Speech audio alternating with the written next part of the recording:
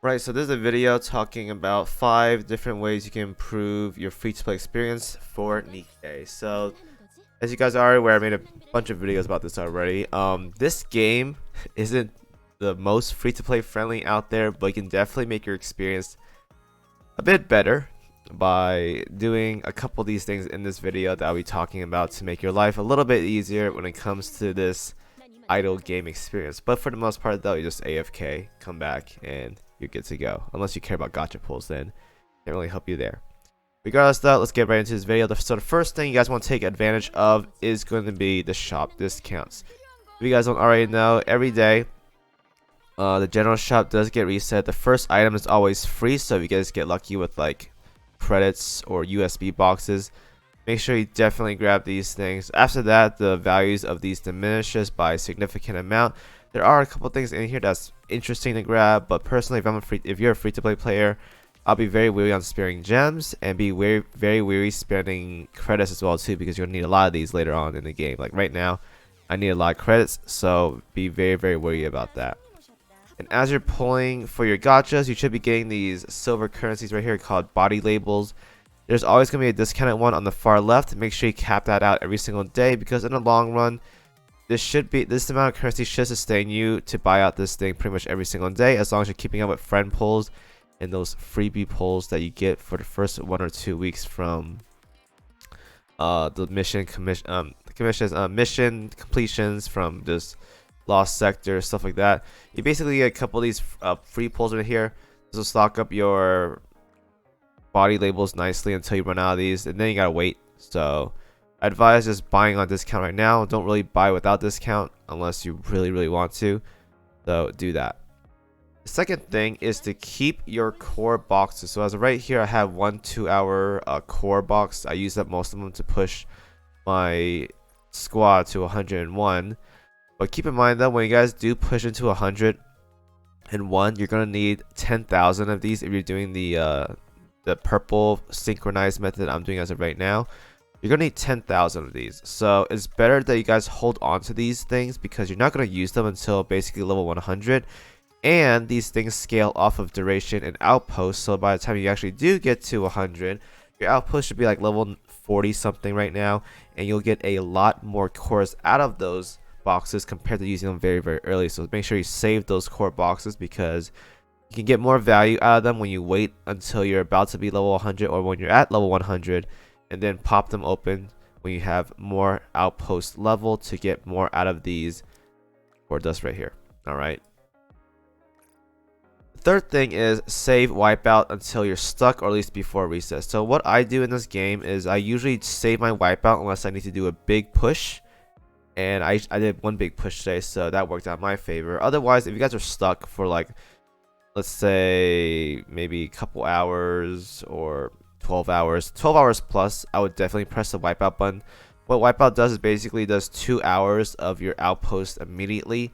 So you basically get 2 hours worth of resources. So there's 2 hours worth of credit, there's 2 hours worth of battle data set, 2 hours worth of core dust, and 2 hours worth of Wipeout rewards. So I would save these until you're stuck and you can do a push to clear.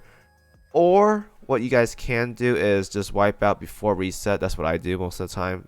Resets 3 p.m. my time Eastern, so I'll just press this before reset to maximize getting the most out of these, because my outpost level may change that day if I push a little bit more.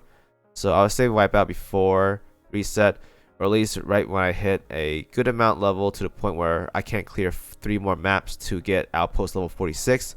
So I might as well just press Wipeout now, which I am right now. I'm kind of stuck, so I would press that Wipeout right now. The fourth thing is maxing out your friends list. So this is going to be one of those tricky things. I think it's like a Reddit or Discord or whatever.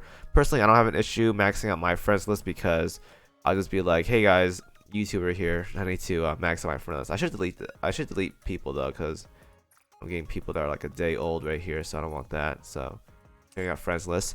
But make sure you guys do max out your friends list. I know keeping a strict friend list is tough most of the time, because people do quit the game on a daily basis. So just make sure, if you guys can, max out your friends list, because if everyone sends you a friend point or whatever, you get 3 friend pulls a day. in this area, and that'll just add to your body parts. So you'll probably get like 400, 500 body parts a day from just doing 3 friend pulls or social point pulls a day, and that's going to add up quite a bit when you stack it up long term. And lastly, this is no stranger to anyone right here. Save your pulls, especially when it comes to banners, because what we guys get is we get these little rainbow tickets, advanced vouchers. There's an event going on as of right now for Helm. I don't know why my screen's like flashing all over the place right now, but there is these banners right here, special recruit banners. You guys can get tokens from these things, and what you guys do with these tokens is trade them in the shop for much better stuff compared to just using the ordinary pool and cashing in that area. So don't listen to my advice when it comes to this beforehand, because I tossed like 15k gems to angrily try to get a pilgrim, which I didn't. So I advise not doing that. Just save for events. It's better to just get a mold of the character if you do 200 pity pulls. Much better in the long run, as well as just stock up those things to just get what you want.